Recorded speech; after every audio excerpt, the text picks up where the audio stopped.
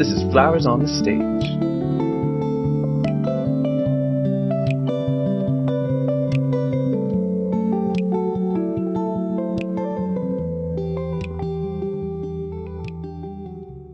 Darkness in art is all about transforming your personal darkness into light. It's a cleansing. And hopefully when you take your reader, your listener, your fan, whoever it may be, whatever your medium may be, the person seeing your painting, your film, you take them on a journey that resonates for them and clarifies deeper questions within themselves about their own journey. That's the big goal, right? To make a piece of art, you want to challenge somebody, but you also want to narrate their inner story. You want to help them process the way you're processing. And it takes a lot of guts to go to a dark place creatively. It takes a lot of guts to reveal your truth through a work of art. I mean, my last solo album, Rust Belt, and I named it Rust Belt because I'm a Midwest kid, and I'm from that time when it was referred to as the Rust Belt, because it's when, people like my parents had to veer into the corporate world to make money because the unions and the factories and everything were decimated by this corporate, robber baron monoculture that we all live in now. And, the idea is that the album is kind of an elegy to my youth, but it's also an elegy to the America that I grew up in. And I told some really personal stories on this record. I mean, I'm named after the guy who was the lead singer in my dad's rock band in Detroit, who was killed in the Vietnam War because he refused to carry a weapon because he was a conscientious objector. So I wrote a song about that. And I always told myself, I'm never going to write this song. And then I wrote it, and I actually had to play it for a couple really great songwriters I know in private to figure out, am I going to do this song? And, they both said to me the same thing. They said, this is really brave, and don't ever let anyone else record this. So I took that as permission to do it. It's a song called Michigan Sunset. I did a lot of songs like that on that record. And it took a lot of time for me to get to the point as a songwriter where I could go that far.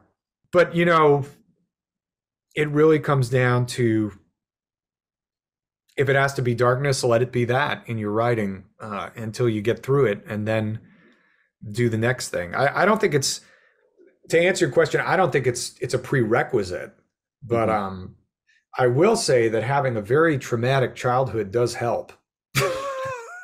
There are works that are dark that I gravitate towards depressing music at times, but I gotta say, man, my favorite music that I always come back to is transcendental.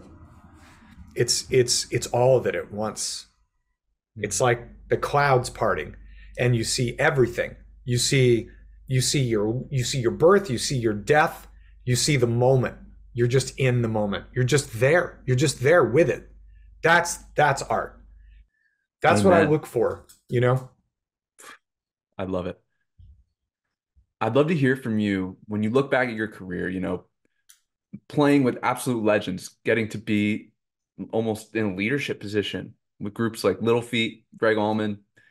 You played massive stages, lived out people's dreams. What have you learned about true fulfillment from the success you've experienced in your career?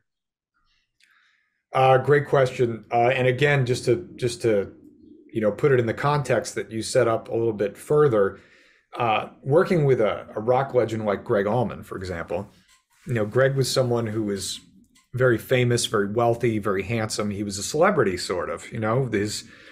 A lot of people would say to me, "Oh, Greg Allman, didn't he date Cher?" Just because he married Cher, like everybody knew who he was, right? So he had that aspect to him. He's the only artist I've ever known who he's my closest musical collaborator of my whole life. He was like my brother. He was like my best friend. He was like my older brother. I'm an only child. He was like the older brother I never had. People always say, well, he was like a father figure. Nah, it wasn't like that, because he had this celebrity that he carried with him. And as much as I was in awe of it, And I do feel that he was one of the greatest voices in the history of music, with Frank Sinatra and Aretha and everybody else. You knew who it was in one note. But that amount of fame really cost him a lot of relationships and a lot of things. I'd say be careful of the Icarus thing if you're pursuing success. And if you're pursuing success and fame and music, I would advise you to stop immediately. The only reason to be in music as an artist is if you have no choice. You know, it's if you can't live if you don't do it. And by the way, Greg certainly had that. He had fame by accident. So it was not, he was never seeking fame. It all just came as part of the package. But the way he handled it, it was very dysregulating and disruptive for his personal life. 7 divorces, and estranged from his kids for long periods. I mean, this is all very well known. He wrote about it in his book. I'm not, giving up anything here. It's just known information about him. I've been very lucky because I've been grounded in my family life, and I've honestly, like, the pandemic it got me off the road full time for a year. And it re-educated me in what the important things are. And I'd say just try to have your eyes on that first. You're a human being first. So I try to keep that protected as much as I can. But that said, I got to be honest with you, man. I've never had any success in the music business because I've never been signed. Every record I've made on my own with a major label budget was paid for by my fans with crowdfunding. The only people who've kept me in the music business were Greg Allman and Little Feat, the artists. That's who's kept me in. And despite all that, here I am. I've made a good living for myself. I've made music I'm very proud of, exactly how I want to. And I am not even close in any way to rich, and I am not even a C or D list star. But I've stuck by my vision, my principles, and the 4-letter word of integrity. And it's kept me safe from a lot of traps I've seen successful people fall into. Because in that success paradigm, if you aren't really careful and really controlling, there's a lot of people with a lot of agendas who are going to make a lot of money off you. And they're going to run you down like Seabiscuit. They're going to take out life insurance policies on you. It's the oldest trick in the book in our business, and it's happening right now. So I'd say just be careful with your time. Be careful who you spend it with, and tell your story against all odds. And only do it if you have to. I can't emphasize this enough. I tell it to my kids. My son was asking me, I don't know, should I be a musician? I said, if you have to ask the question, no. Only way to do it is if you have no choice. I had no choice from the second I picked it up. I haven't stopped since. I was 10 years old. As I said, the best thing I've done is cultivate a beautiful relationship with my family. And now that fuels me. And that fuels my music. And my music has improved as a result. Because now when I play music, it's not the most important thing anymore. So when I play music, I'm away from it. I don't care what the outcome is. I just let it flow. Because I know the most important thing for me is back home. And it's made my playing, my writing, and my attitude so much better. It's improved so much for me just to have that. And I know it may sound counterintuitive, but if you've put the 80,000 hours in, right?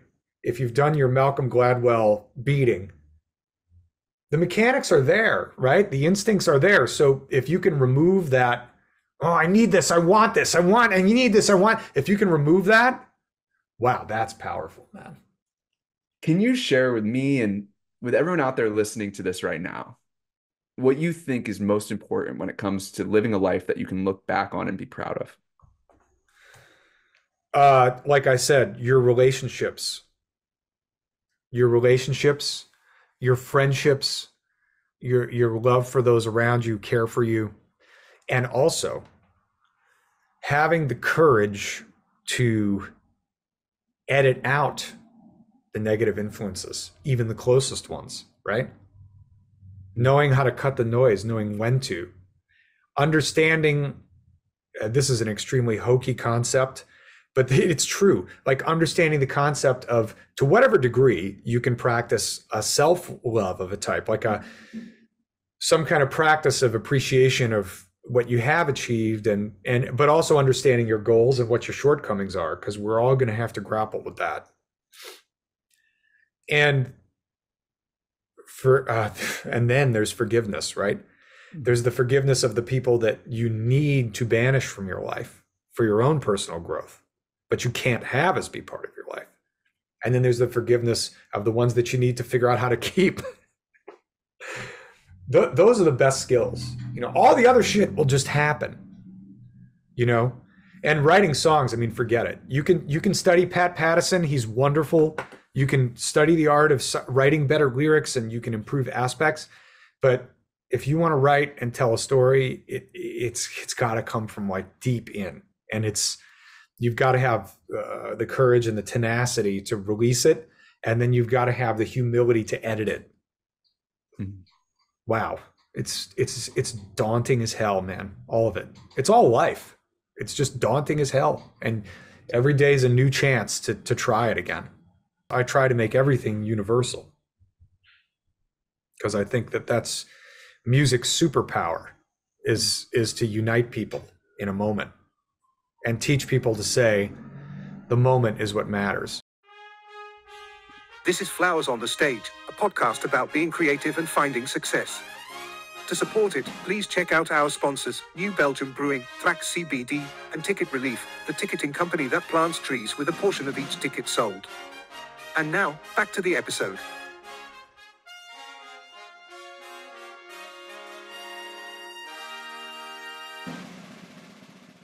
I'd love to hear you talk about how you would describe like your overall musical philosophy and like what type of music you want to make. Then from there, like how you kind of determine the quality of what you're making based on that. Well, I'm from Michigan originally. Born in Ann Arbor, raised in Dearborn, and then I moved all over the Midwest. I went to an public arts high school in Milwaukee, High School of the Arts. And I grew up playing in blues bars with musicians who were, 20, 30 years older than me when I was a teenager in the early 1990s. My father's a singer-songwriter originally, though he had to give it up as a career, and guitarist. So I grew up surrounded by musicians, surrounded by music, and American music is kind of an umbrella term for me. I don't really see genre. Although I do believe that the blues is sort of the roux in the gumbo, if you will. So I think the genre term for what I do is called rock and roll, certainly because of my career associations with Greg Allman and now Little Feat and a lot of other guys I've passed across with over the years. I think rock and roll is when you combine all the genres into sort of what I was, which is like this white middle-class kid from the Midwest, right? So when you create that stew of genres, that's kind of what you end up coming up with. But I'm not sure if there's really a term anymore. Some people call what I do Americana. Some people call it jam. And some people call it blues. And the one I really don't like is blues for me, because I believe there's only a couple living bluesmen. I think it's probably Taj Mahal and Buddy Guy are the only guys who are left. That's a very, it's like being a shaman or something. I'm not a blues artist. What you're doing because what we're really talking about here is being a composer and being an improviser. And they're both actually the same muscle. They have different reaction times. So a composer, whether you're using classic notation, like someone like, obviously, Bach, Beethoven, Debussy, Duke Ellington, Quincy Jones, right? They use notation, right? They're writing it down on paper. They're hearing it in their head. They're playing it on the piano. They write it down. And then you have like, Bob Dylan or Keith Richards, right? And they have a tape recorder and they have an idea. They play the idea in a tape recorder and then do it again, right? That's what composers and songwriters, composers a fancy way of saying songwriter and vice versa. Improvisers are people who, in the moment, on stage, on recording, compose. And that's where the bar is set in American music for improvisation. You know, the master of this, in my opinion, is Miles Davis, because he was not always virtuosic. He's no trumpet player's favorite technical trumpet player, but he had the best sound and he had the best use of negative space of any of the improvisers in the jazz idiom to me. Someone like B.B. King would be in the blues idiom. All of it you could actually call storytelling. So if you want to strengthen those muscles, there are certain people who go to the gym and do all the machines. You know, that would be like someone like Stevie Ray Vaughan when you get to instep, right? He's writing songs, he's playing his ass off, he can play all these different styles of music, right? Jimi Hendrix is the penultimate example of the guy who can hit every machine at the gym. The difference with Jimmy is he was working out on Mars 100 years ago. You know, Jimi Hendrix is an unattainable prospect, which is why he's such a great talent to chase, because you'll never catch him. He had it all: the songs, the playing, the show. He was a visual artist. He had a complete vision of who he was. And he also happened to be the greatest electric guitarist of all time, because he took everything that came before, did all of it, and then literally broke things to make new sounds. That's some Picasso level shit. You know, it's a whole paradigm breaking thing. Jumping to the side a little bit for my next question. What would you say are the most important, like, personal qualities for a professional artist to have? Ooh, that's wow. First of all, you're a younger man. I'm 47 years old. I'm technically I just squeaked in through Gen X. I grew up with a landline. I grew up playing in clubs. I grew up raiding vinyl bins for records like Donny Hathaway Live, and you know, you couldn't find any of the Good Meters records in the Midwest. They weren't reissued on CD even. You couldn't order them. I had to order Band of Gypsies when I was 12 years old from a store. It took a month for it to get there. I had to order it from Japan, and it cost $35 at the time, which is like $100 now. It was my only Christmas present that year. It was very difficult to access information. So when you would get Band of Gypsies and you spent your entire, allowance or whatever, right? And it shows up and it's got 6 or 7 songs. Like, I lived inside that record for a full year. I almost didn't listen to anything else but the radio occasionally. So that's a completely different way to process musical information. I was also in a time where as a child of the 80s and 90s, there was this channel called VH1, Video Hits 1. It was like the grown-up version of MTV. And MTV had the pop hits of the day eventually, and VH1 had the second coming of the Allman Brothers, Little Feat, Bonnie Raitt, Dr. John, B.B. King. They played all those videos all day. And then there were radio stations called Adult Contemporary, I think, or ACR. And those radio stations played those bands who were guys in their 30s at the time, but they were having these career revivals and making amazing music. And of course, they would all lead you way down the rabbit hole with their interviews, with their concerts. They'd take you back to the source. But there was this gatekeeper aspect to music: labels, radio, physical sales, tours. Getting signed to a label was the barrier of entry. You could not make a record in your home unless you were extremely wealthy, at the top paradigm. My dad ended up getting studio equipment for the basement, but we had this crappy 1/4-inch 8-track machine, which was like state-of-the-art machine in your house, but it didn't sound anything like a record that would go on the radio at all. There's this documentary that just came out. This is why this is top of mind for me this morning, that I just watched, about the making of We Are the World, that just came out on Netflix. And I would encourage everyone watching this, no matter what age you are, to either go on a nostalgia trip or have your young mind blown about when you have a quality barrier of entry, when you have tastemakers at the top of the paradigm, when you have information systems that are siphoning through those tastemakers straight to listeners, the community you create is a track where the featured vocalists are Ray Charles, Michael Jackson, Lionel Richie, Bruce Springsteen, Daryl Hall, Dionne Warwick, Diana Ross, like the list goes on, right? And you watch these people in this documentary with Quincy Jones in a session at the studio in LA, and you watch the love, the mutual respect, the camaraderie of a musical community of geniuses. And you see every ethnicity, background, attitude, sound coalesce into one track and one voice. So all these disparate voices were channeled into one voice. Then this record was debuted on radio stations across the world, heard simultaneously by billions of human beings who all went out and bought it for what? For 100% of the money to go to aid starving people in Africa. Now, it's one example, and it's something that's been parodied a lot over the years. And yes, they're all millionaires and billionaires, like, doing this benefit thing, but it did do good. It did unite people. And, I don't think it's the greatest song ever written, obviously, but it was written by Michael Jackson and Lionel Richie in like 2 hours. This whole thing is like, when I was watching it, I'm going, you can't do this now because everybody lives in an information silo, right?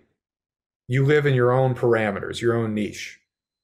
And I think that it's almost unrealistic for me to talk about my views on the music business side, because I have also spent the most successful years of my career playing with my heroes. In 2008, I joined Greg Allman, and I was living with a legend, being his band leader, writing songs with him, making records, living in a bus, living with a legend. And then Little Feat since 2019, living with guys who they're a cult classic band, one of my favorite bands of all time since I was a child, but living with these legends who were products of business entrepreneurs who knew they could make a fortune off records. So in the case of Greg, it was Capricorn and Phil Walden, who was an independent label out of the South. Phil wanted to make a ton of money, and he ripped off the Allman Brothers, but he gave them careers and made them legends. Mo Austin, the head of Warner Brothers in Los Angeles, created a musical revolution in the 70s. He signed everybody, Linda Ronstadt, the Doobie Brothers, Jackson Browne, Little Feat. He signed all of them. He put them in a complex on a movie studio lot to have a write-off. And they rehearsed in rooms next to each other and hung out all day. What do you think it was like when Little Feat was rehearsing and they would play and then they'd look up and then sitting at their feet is Bonnie Raitt, Linda Ronstadt, Jackson Browne, and Glenn Frey. And then they all go out to dinner and have steaks. And then they talk about songs. And then they go to each other's recording sessions and sit in. This is a salon. And the reason it existed was because Mo Austin was making a goddamn fortune off of selling records. And you can better believe that if a record was worth now what it was in 1977, Elon Musk and Jeff Bezos and Zuckerberg and all these guys would have a record division. And Apple would have started a record label instead of doing a streaming platform. That's a hot take. Man. You mentioned, these people that put together incredible projects, incredible teams, and you yourself, you've gotten the chance to tour with legends, with people you look up to, high esteem. I'd love to hear what you've learned over the course of your career about the most important things with being a great leader, both with you being led, but then also you've learned from you being in that leadership position. Well, I'm glad you brought that up because I think the leadership position is my strongest muscle in music. And the reason it is not because I want to be in charge and not because I love all the headaches that come with it. The reason is because I thrive on collaboration and I thrive on watching people around me grow and helping me to grow. That is my life's mission in music. So I have learned over 25 years of survival since, I moved to New York City. I realized yesterday, I was talking to my oldest son, who's 12 now, and I was telling him that I just realized I moved to New York City 27 years ago. So I actually just underrated my career. I've been in music business for over 30 years because I've been touring since I was a teenager. So basically, like, my favorite environment is the recording studio. My second favorite environment is being on stage with multiple artists, multiple singer-songwriters, and organizing all of us into a coalition and becoming a band, people who've never met, and they walk away, at 4 a.m. from the concert, hugging each other and sharing phone numbers and becoming a band. I was the musical director for Greg Allman, which sounds very formal, but again, I go back to Quincy Jones. I started with Greg when I was 30 as the guitarist. When I was 35, I made the transition to being the MD. And it started, my first day of work was making a live album called Back to Macon, which I encourage everyone to check out because it's all one take, one night, totally unedited. And it's a beautiful record I'm very proud of. And that was my first day as musical director for the band. I had 2 hours to rehearse the band and the guests, and we had one shot at getting it.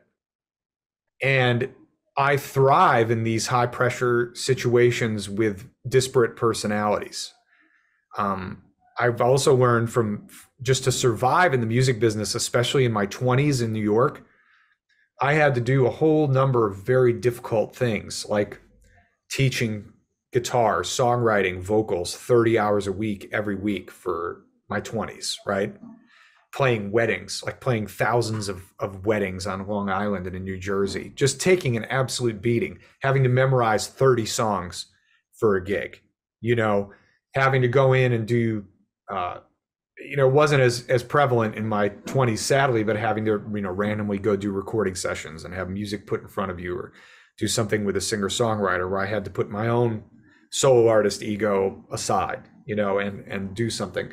So I've sat in a lot of roles. And I feel like, where it's all led for me is, at the age of 47, I've realized that I'm going into my mentorship phase, which is my main focus these days is record production and education, and band leading, musical direction of multi-artist events. And that's what it's all about for me, is about you have to really fulfill that role. It has to be fun. So my first rule is, check your ego at the door. Great food, always great food. Everything everybody wants, right? The best of everything for the hang. That's number one. After you've done all that, you got to follow through and share. You've got to share the experience with people. So the first most important thing a leader can do is engage with each individual artist with a conversation. Could be even unrelated, right? To bond. You've got to have quick, and you got to be quick at it. You got to be able to go up to somebody, look at them in the eye, meet them where they are, and say, I'm here for you, and this is gonna be a thing. You've got to make them feel that, right? And the next thing, obviously, is to make the whole thing coalesce, which that's the part where you really, as the leader in the situation, although I feel like leader is a strong word for anything in music. And I kind of like the term producer because I think of a musical producer as like a film director. So really that's who you are. When you see those, behind the scenes clips, like when you watch, Francis Ford Coppola with a megaphone with helicopters and explosions going off, making Apocalypse Now, and he's screaming at everyone, we got to do it again. That's what you do in music when you're a producer or a musical director or band leader. You're standing in the midst of explosions going off, and you're there with a bullhorn, and you're respected. But then you can go up to an actor and go, I need you to access your childhood. I need you to get to this place. Then you go back and grab the bullhorn and you go, okay, cue explosives. Magic. Straight magic. That's the job. My next question for you. If given the chance, what do you think you from the future would say to you now today? Oh my God. Oh my God. Become a marine biologist. No. Oh, wow. It's impossible. I mean, it's a great question on one hand, and I get the positing of it. Did you ever watch Lipton do the Inside the Actors Studio? Have you ever watched any of those? No. Nope. Go on. They're probably all free on YouTube now, but Okay. go watch Inside the Actors Studio with James Lipton. And the reason I'm recommending that is I think he's one of the great interviewers of artists. And he found a way to ask these questions, and this is not a critique of the question at all, because I actually think it's a wonderful question. But he would find ways to tease it out of subjects that were really interesting. Lipton would end every session especially if he didn't get everything he wanted, but he would end every session with the Proust questionnaire, which is another thing you should look up. Okay. It's these 10 questions, to like kind of get to the bottom of like why somebody's psyche is the way it is, and if they have regrets or not. I have a pretty. I don't believe in do-overs. I have this other saying, this loose saying, which is in rock and roll, there's no mistakes. I'm a firm believer in that because I believe that being a musician is all about the transference of energy. And I'm not a hoo-ha, spiritual mystic person. I'm not religious at all. At the end of the day, I'm probably an existentialist, really. I have a very, matter-of-fact view of how this whole thing works. But like the great existentialists, I do believe we all start when we're born at a place of pure love. How that's shaped by the world defines who we are. So if I was to go back and reconfigure that, there's plenty of bad science fiction movies made and Twilight Zone episodes made about, the guy who gets the time machine and goes back and, kills Hitler or, saves his mom from being hit by a truck. And then all of a sudden, the world ends or whatever. You know what I mean? If we take one thing out of the equation that seems, we know it's absolutely right that if we could go back, we would change it. It's going to derail all the progress that we made in our lives and the things we've created. So I don't really, I'm not trying to totally dodge your question, but to answer it, there's a million things I would change if I could, but I wouldn't, because knowing that bad sci-fi movie philosophy, but the greatest thing that's ever happened to me is my wife and kids. I've been with my wife in rock and roll for 23 years. And my kids are 12 and 6, and that is the greatest thing that ever happened to me. And I literally met my wife when she was 20 years old because she was not allowed to enter the bar, and I let her in through the back door. So if I wasn't playing in that bar, breaking the law and looking to bum a cigarette from her, all of this never would have happened. And without the degradation of rock and roll, I wouldn't have the beautiful life I have. So it's all a contradiction. I love it. Yeah, that butterfly effect. It's a complex one, like determinism does everything. Like, I used to rack my brain on this concept of like, okay, there's the past, the present, and the future. We're here in the present right now, but how do we know the future hasn't already happened and we're just experiencing it linearly from here? Don't want to go too deep down the rabbit hole. That's such an interesting take you had on that question, though, because the question, when I typically ask it, it's in the form of advice. Like, what advice would your future self give to you now? Not like, what would you change? I love how you took that, though.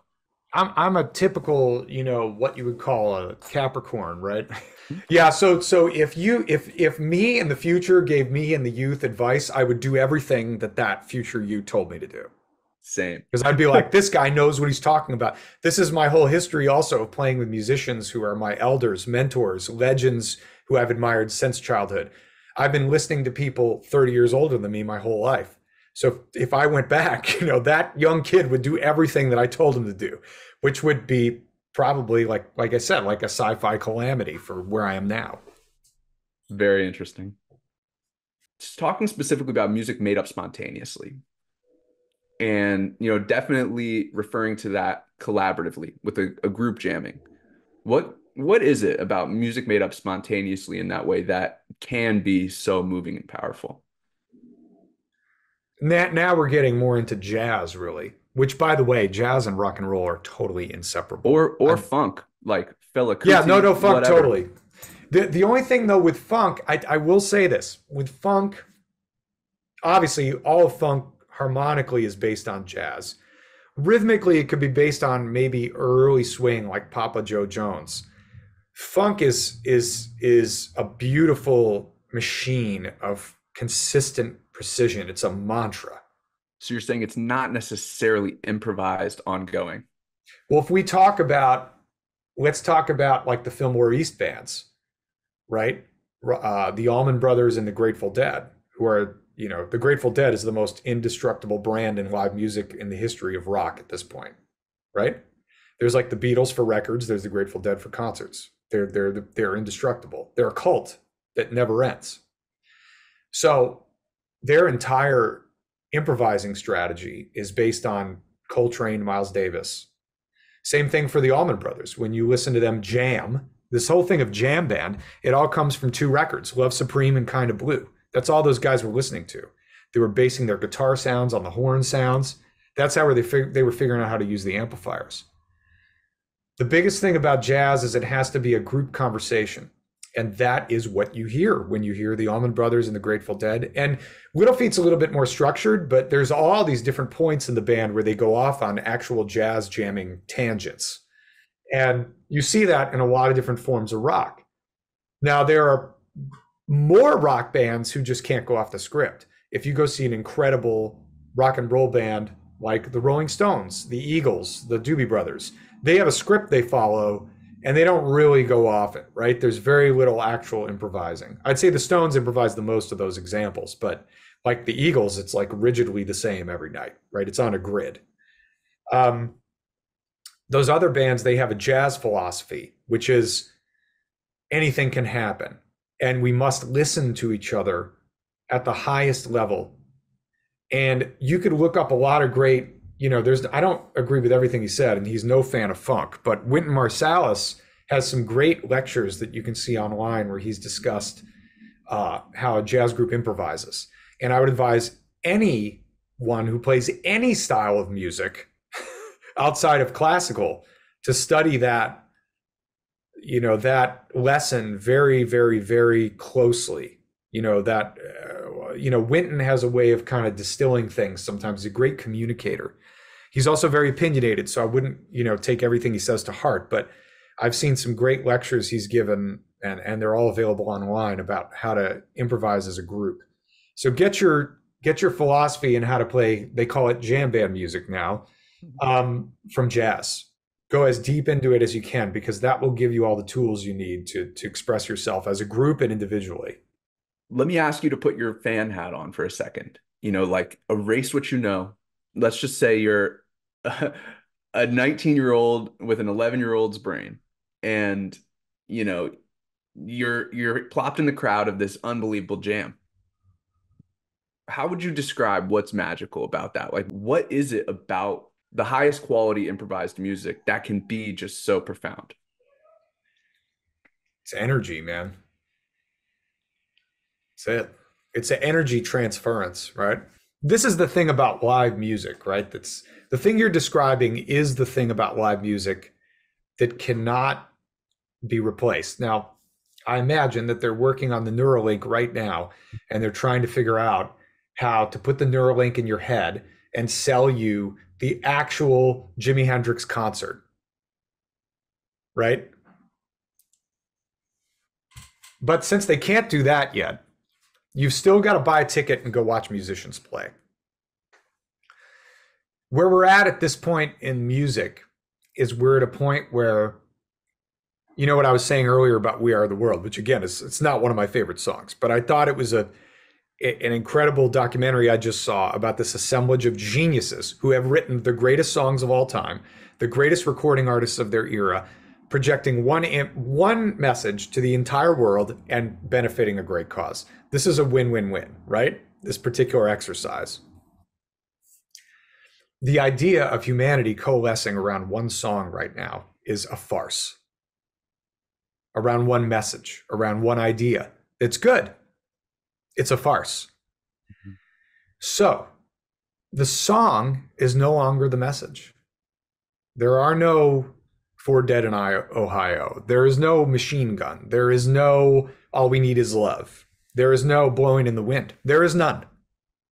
All those songs could be written now, and the person playing them could literally be playing in a 20-seat club. And it would never leave their small paradigm. It could be released by a major label. It could have a $1 million campaign to push the one song. It would not fly. Yes, they could end up selling out a theater or a stadium. There was an artist, a Latin artist who I'd never heard of, who an agent I know went to see the other night. I said, "What's her name?" Never heard of her. "What's she doing?" 3 nights sold out at Madison Square Garden. That didn't happen in the 80s or 90s. That didn't happen. It would be impossible to sell out Madison Square Garden and not have everybody know who the hell you are. Now it is possible. The song is no longer the message for society. It is no longer the zeitgeist. When you talk about these bands, these legends, when we go from Michael Jackson back to the Beatles and everything in between, every band was defined by a song. They were all defined by their songs. You would go to the concert to watch the improvisation and see a different take on a song, but everyone was there to hear a song or hear 20 songs or hear 6 songs. That's what they were there for. The jam was incidental. The importance you're putting on the idea of going to witness an improvisation is the fact that it's the only thing that hasn't been replaced by the hive mind. The need for the zeitgeist is all in these information portals, right? So you can have a song that defines your journey, maybe 2 of your friends' journeys. It's not defining the journey of the culture. Thriller, Michael Jackson's Thriller defined the entire culture for 5 years after it came out. Everyone in the world knew every word to every single from Thriller. It was inescapable. It united all of us. Wow. That's what song used to have the access to do. The record album of 1977 was the iPhone of 1977. Wow. Just pretend that Hotel California was an iPhone, and that every year there were 50 iPhones released that were affordable. And you had to change to the other iPhone to get the other perspective. Instead of downloading a new app, you had to buy a new record, right? That's the challenge we have as musicians. But to address your question, because I'm giving you a broader point to get back to why this question is top of mind for you. That question was the last thing everybody used to think about. Everybody used to go to hear a song, and then they would stay and they'd experience an energy and see an improvisation that would change their lives. And then that would become a live album. Okay, then you have everything from Waiting for Columbus, Fillmore East, even Frampton Comes Alive has amazing improvising on it. But that's not why people were packing the stadium. That album wasn't out when they were there. So since the importance is on improvising, we have a whole, I'd say 2 generations now. All right, so I'm the oldest, right? So we have John Mayer, we have Derek Trucks, right? We're all the same age. We're all in our mid-40s. What do we all have in common? John Mayer plays Grateful Dead music. Derek Trucks plays Allman Brothers music. I play Allman Brothers and Little Feat music. That's ultimately what we're all known for at this point, in this time. Why? Because that development of that catalog of songs is indestructible, and the identity around it coalesces larger groups of people. And the skills we have are old skills from that old time. So what you're seeing is we are playing the music with the actual guys, but in the end, it's only a form of cosplay that's a placeholder for your generation to figure out how to make Sgt. Pepper. That's fascinating. It's the facts. That's the fact. That's the simple facts. If people don't want to say it out loud, they want to pretend they're these bands. I say go for it. If it makes people happy and it's making you a few bucks, I'm all for it. But your music is never going to change the zeitgeist. You are Yo-Yo Ma playing Bach cello suites. You are not Jimi Hendrix buying the first Marshall, the first fuzz pedal, the first Stratocaster, and figuring out how do you even use these tools, let alone write the songs that would define how the tools are used. You are not those people.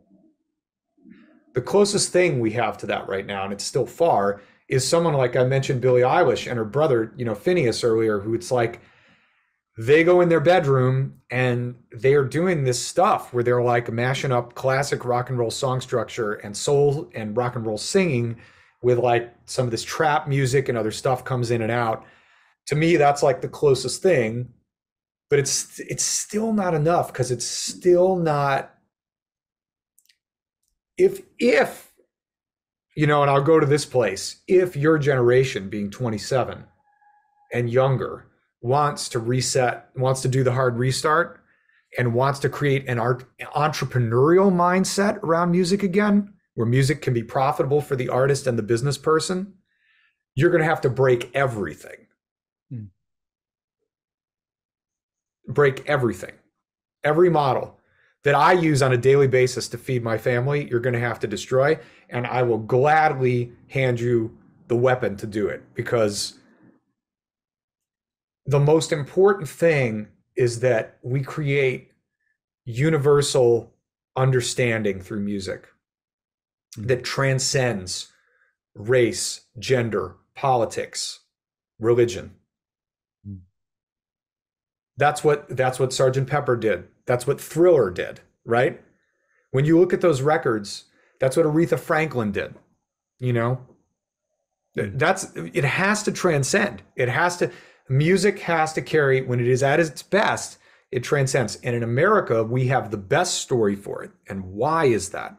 Why is American music, to me personally, this is my opinion, the best musical movement in the history of all music on earth? One, it had the advantage of technology to record and preserve, define, and make films and short films of music for the first time. That is an amazing gift to humanity, to have these frozen in amber, perfectly crafted tone poems for everyone to live by, right? That's amazing. The other reason it's the best in history, complete cultural, political aspects, mindsets checked at the door. And I'll tell you some facts for anyone who hasn't studied music history about records you might know. Let's start with Quincy, because I've been thinking about him a lot the last 48 hours, because he's my hero. Quincy's band, okay? The drummer on all that stuff is a guy named John J.R. Robinson. He's a white guy from the West. Louis Johnson of the Brothers Johnson on bass.